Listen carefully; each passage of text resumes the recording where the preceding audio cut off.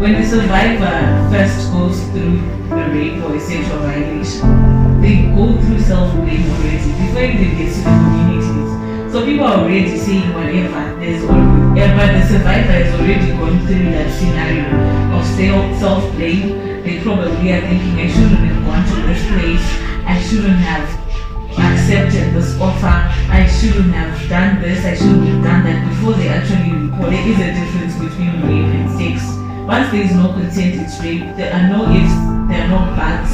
There's no, but what if there's no? As long as you have that question about, is this person really consenting? Are they agreeing? Are they not?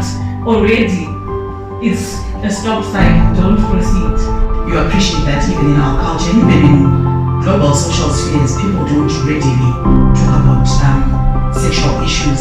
So we have the biggest challenge is that people don't come forward and talk about it when it does happen, because not only is it an embarrassment, but it's also you're exposing yourself, you're exposing what has happened to you involuntarily for something that you wouldn't even talk about even with your best friend voluntarily. So when we go forward to training, we're trying to open it out and show people that this is real, this happens, and this has to be attended to immediately, as in within 72 hours, because by the time somebody comes out of the box, so to speak, very often it's too late for prevention, and very often you're already going through psychosocial trauma that we could have avoided. So it's very important for us to go out there and build people's capacity. The work that we're doing with the hashtag 72 campaign is not only centering on the importance of reporting rape within 72 hours, but also just shed light on the issues that perpetuate sexual violence in our communities. I think there's so many rape myths out there. There's so much misunderstanding in terms of consent issues, what people think consent is, how they interpret it. The conversation around sex is just filled with so much gaps. It's filled with so much needs, it's filled with so much bias, and considering how much of the patriarchal society we exist in, this is expected. But we can't now be expecting to have the same conversation in the next 20 years. It has to change. So what we employed with the hashtag 72 campaign is, number one, we need to stop focusing on addressing and awareness and prevention sort of strategy, but to at least speak to accountability. Number one, we want survivors to get access to services. So our message is centering on your health first, yourself as the survivor. We care about you, we want you to get the help that you need. So we've moved from that, and then now the conversation in societies as well. Instead of focusing on what the survivor should have done, we're saying you're not experts. It's just as brutal as that. You're not experts in these issues. We can't trust you to know how to handle them. Can you make sure that the survivor gets to the professionals in time and they get the help that they need? There they'll at least get the counseling that they need. They'll get the services that they need in order to prevent diseases and whatever manifestation of rape might have happened. So we are trying to really change the conversation. It's about bodily autonomy as well. I need to have control as a woman, as a girl, as a boy, as a man. I need to have control about my own health. I need to have control about my own sexuality. So it should not be something that I'm expected to have when I've been violated only. I should be able to have control over my body with or without a violation.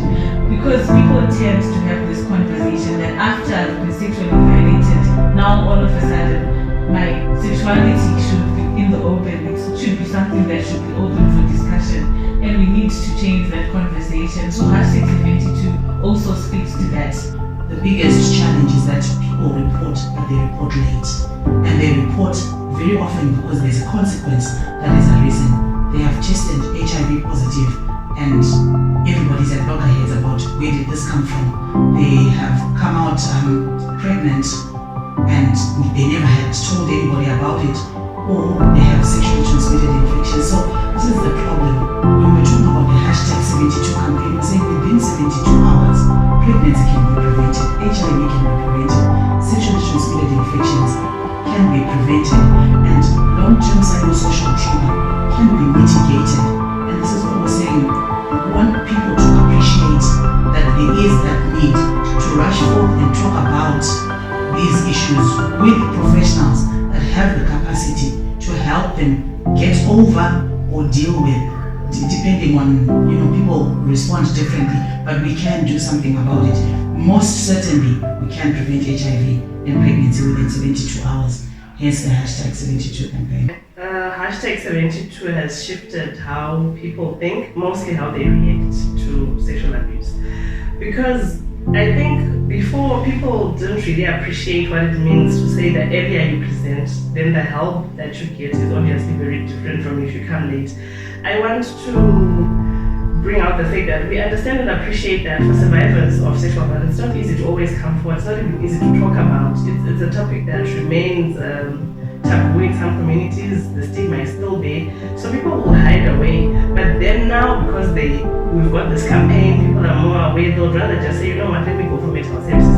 If it means I don't get HIV, I might as well just show up. So the response and the reaction time is now faster. Knowledge has always been said to be power, and it is. So before, I think people don't really know what difference it will make.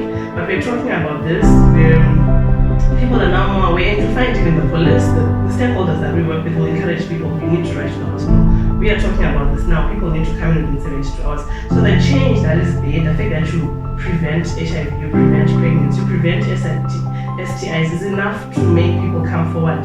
So basically, I think what I would like to appreciate is that the reaction to reporting early has really helped with this hashtag 72. The hashtag 72 campaign is a campaign that encourages survivors of sexual violence to seek medical services first within 72 hours, where there is a higher chance for us to support them to mitigate the risk of HIV infection through the provision of post-exposure prophylaxis, and also give them an emergency contraceptive pill so that they will not get pregnant.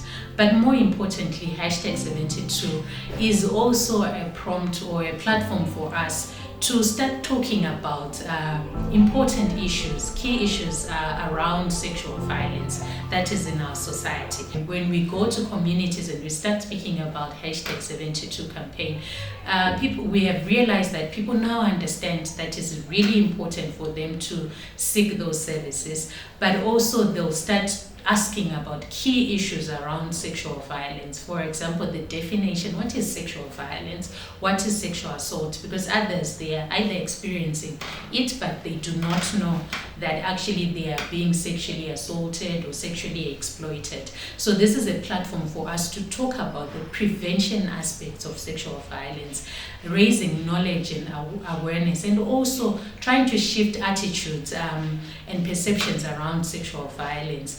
And more importantly, at ARC, our work is to talk about rape culture and see how we can actually address it, because we believe in Zimbabwe we actually have a rape culture. Statistics alone from the Zimbabwe Republic Police, last year I think we were shocked. Between 2020 and 2019 and 2020, we were shocked when we got the statistics that 22 women are raped daily in Zimbabwe, which is, a pandemic actually, if you want to name it. We really hope that with this campaign we're able to send the message out there that sexual violence cannot be excused. There is no reason why we should be having this this same conversation in the next 20 years. And I wish we could say that we want to close the tap totally on sexual violence in our communities, but that would be far-fetched. What we can say though is that we are also updating those strategies, and no woman and child, no man or boy is going to suffer the effects of rape.